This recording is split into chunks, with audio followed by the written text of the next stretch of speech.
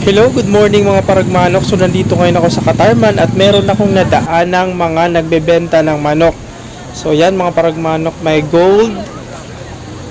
So yan, binibenta lang nila ng 1.5.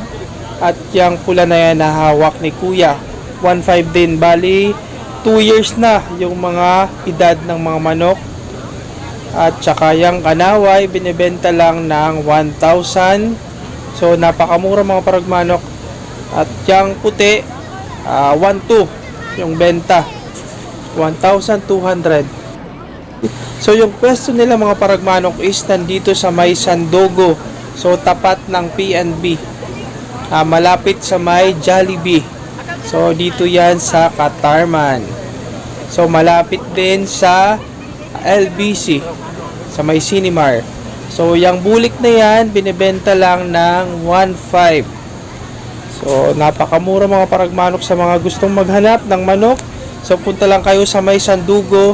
So, madami kayong pagpipilian doon. So, ito din mga paragmanok, binibenta ni Kuya ng 2.5. So, yan no. Maganda yung kanyang height, kaso medyo bata pa. So, ito naman mga paragmanok, binibenta lang ng 1,000. 1K.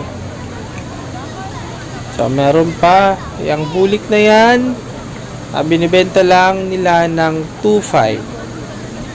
So, medyo malaki yan mga paragmanok. So, ito naman, binibenta lang ng 1,000. So, napakamura mga paragmanok, dito lang yan sa Katarman, sa may Sandugo. So, ito namang bulik na ito, binibenta lang ng 1,000. So, sa mga gusto maghanap, punta lang kayo sa Katarman, sa may Sandugo. At ito namang pulang manok na to, binibenta lang ng 2,000.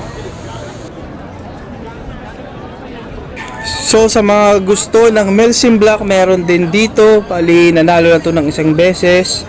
So, binibenta ni Kuya ng 3.5. Napakaganda pag nakita nyo sa personal, Melsim Black. At merong pang pula na nandito. So, binibenta din ni Kuya ng 2.5. So, isa lang yung may-ari nitong manok na to at yung Melsim Black. So, ano pang hinihintay nyo? Punta na kayo dito sa Katarman para makapili kayo ng manok. Salamat!